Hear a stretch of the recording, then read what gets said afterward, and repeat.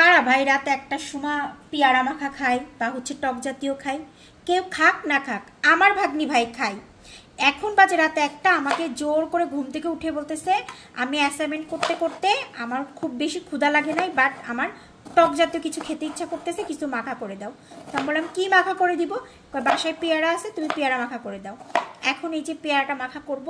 তো আমি রাজশাহীতে ঘুরতে গিয়েছিলাম, টি পার্কে হচ্ছে একটা পেয়ারা মাখা খাইছিলাম নদীর পাড়ে।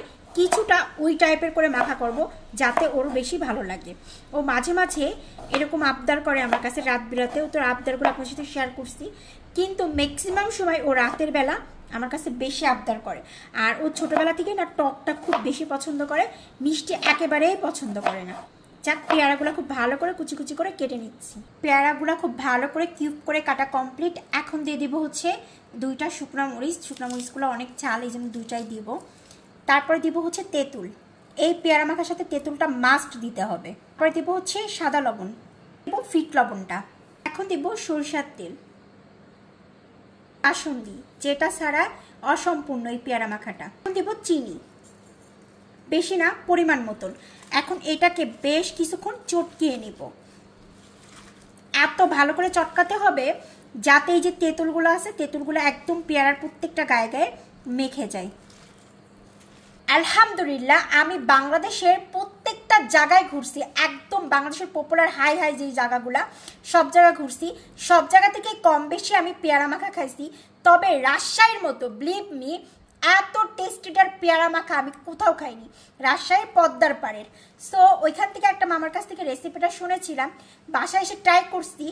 যদিও মামার মতন অনেক বেশি মজা হয় নাই, বাট একদম কাছাকাছি পর্যায়ে গেছি। ঠিক কিছুটা এই টাইপের, কিছুটা না অনেকটাই সেম এই রেসিপি টাইপের।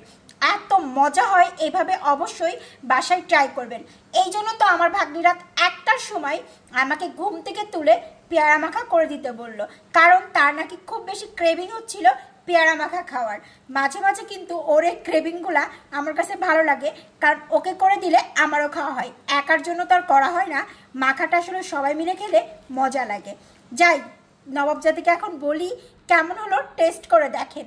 সে তো আবার অপেক্ষা করতেছে এই পেয়ারা মাখার জন্য। এই যাবিন, এই নাও তোমার পেয়ারা মাখা। অলরেডি রাত 1:15 বেজে গেছে। এখন বলো পেয়ারাটা খেয়ে কেমন হয়েছে মাখানো?